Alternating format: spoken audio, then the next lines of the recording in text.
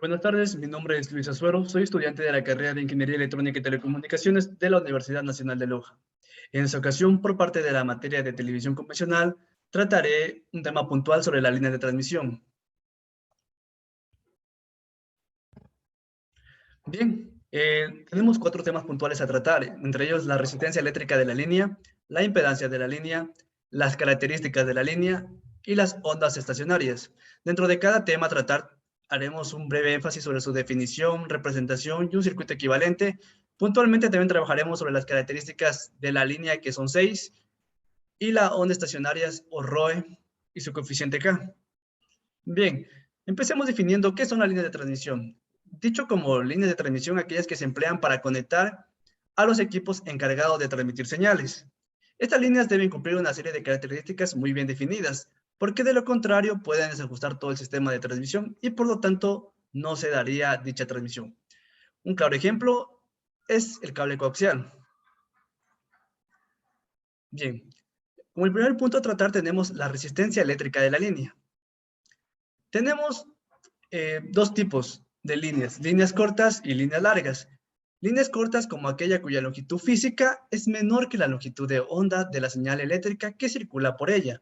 Y líneas largas como aquella longitud física que es mayor que la longitud de la onda de la señal que circula por ella, por la línea. Para sistemas de transmisión de radio y televisión, las líneas más utilizadas son las líneas largas. Para analizar las características de una línea, hay que suponer que la línea tiene una longitud infinita, ya que en el caso de Enal no se supone. Bien, tenemos aquí justamente el circuito equivalente de la línea, en el cual podemos ver que se encuentran 3 resistencias definidas como resistencia en serie y resistencia en paralelo, como podemos ver aquí. Y la resistencia equivalente que tenderá al infinito, como se había mencionado anteriormente en el supuesto caso. Y la representación que tenemos aquí al lado derecho de la línea de transmisión. ¿Qué nos quiere decir esta figura? Pues prácticamente que con la longitud de la línea, la tensión que circula por ella decrece exponencialmente. Y por lo tanto, se pierde datos, se pierde información. La resistencia equivalente de dicho circuito se puede definir de la siguiente manera. Tenemos 2 veces la resistencia en serie, y por el paralelo de la resistencia en serie con la resistencia equivalente que tenemos aquí. Estas de aquí. Y entonces, simplificando esto aún más, tenemos 2 veces la resistencia de serie, que vendrían siendo estas, y el paralelo de estas dos. Y también, debido a que se puede deducir aún más, la resistencia equivalente es aproximadamente 2 veces la resistencia en serie por la resistencia en paralelo, elevado a la 1/2 o su raíz. Aquí tenemos un ejemplo que nos da 10 kiloohmios con los datos reemplazados de este circuito ejemplar. Como punto 2 tenemos la impedancia de la línea. En el caso de que la corriente que circula por la línea sea alterna, se tiene, además de la línea, además de la resistencia de los conductores y del aislamiento entre ellos, una capacidad producida por los conductores que forman la línea y una impedancia debido al propio conductor. Es decir, cuando hablamos de una corriente alterna. Y esta capacidad de la línea depende del diámetro del cable o de su grosor. La separación que hay entre ellos, la constante dieléctrica del material aislante de la línea y también de su inductancia. Como podemos ver aquí, la impedancia y su circuito equivalente está definido de la siguiente manera, con una capacitancia y una inductancia ya antes mencionada. Características de la línea, punto 3. Como se había definido anteriormente, serían 6. Empecemos definiendo la primera, coeficiente angular. Este parámetro se indica en grados por kilómetro, como podemos ver aquí en el ejemplo, e indica el desfase que introduce la línea por kilómetro del cable. En este caso, tenemos 5 grados por kilómetro. Segunda característica, la velocidad de propagación. La velocidad de propagación de una señal por un cable eléctrico es inferior a la velocidad de propagación por el aire libre, que es la velocidad de la luz. Entre ellos se define claramente aquí la longitud de la onda como la velocidad de la luz sobre la frecuencia, teniendo una longitud de onda de 0.99 metros. Y aquí tenemos un coeficiente debido a la inductancia y a la capacitancia de la línea. Como tercera característica tenemos la capacidad nominal. Son dos hilos que forman una línea de transmisión, tanto si es simétrico como si es asimétrico. Forman las placas de un condensador cuyo eléctrico es el aislante que existe entre ellos. Esta capacidad nominal, es decir, la capacitancia, es muy pequeña, pero hay que tenerla en cuenta según las aplicaciones en las que se utilice. Es decir, no es despreciable. La tensión máxima. Otra característica, la tensión máxima es el valor de tensión que puede aplicarse entre los conductores de la línea sin que el dieléctrico se deforme. Es decir, cuánta potencia soportan. Temperatura de trabajo.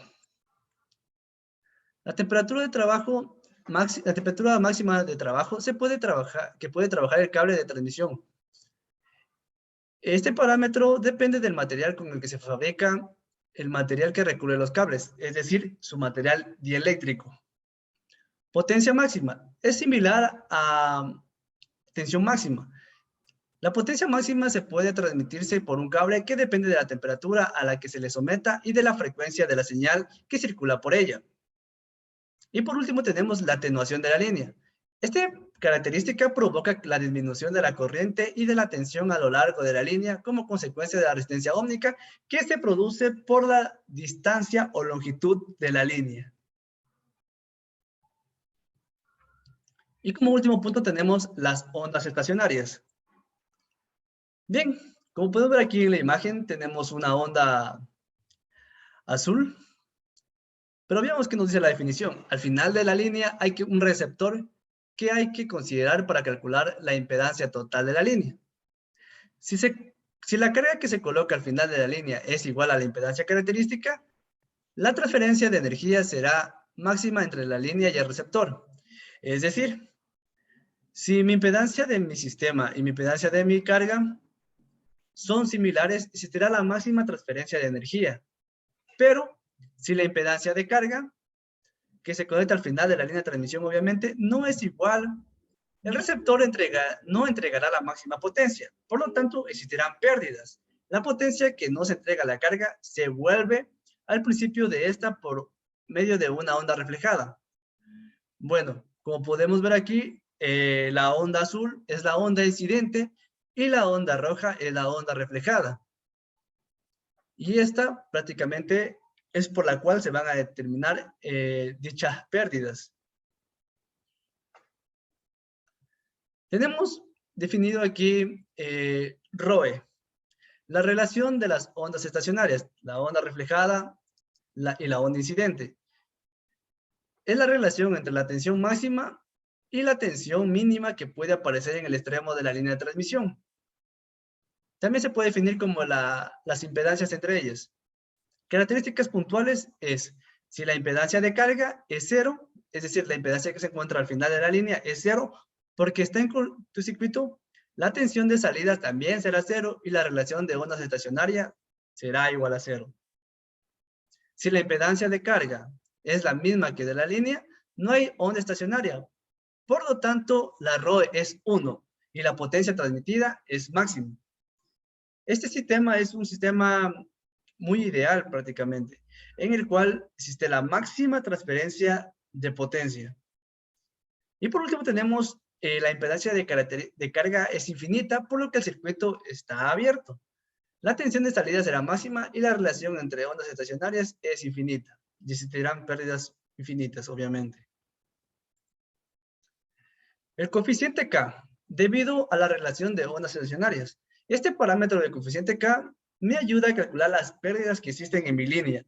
Lo primero que hay que hacer es calcular K. Como podemos ver es la relación de ondas estacionarias menos 1 dividido para la relación de ondas estacionarias más 1. Dentro de aquí también tenemos el rendimiento y las pérdidas. El rendimiento se puede calcular de la siguiente manera.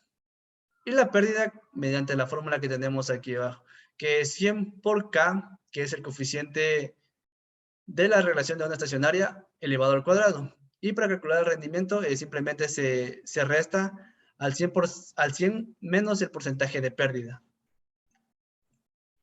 Bien, esto ha sido todo de mi parte.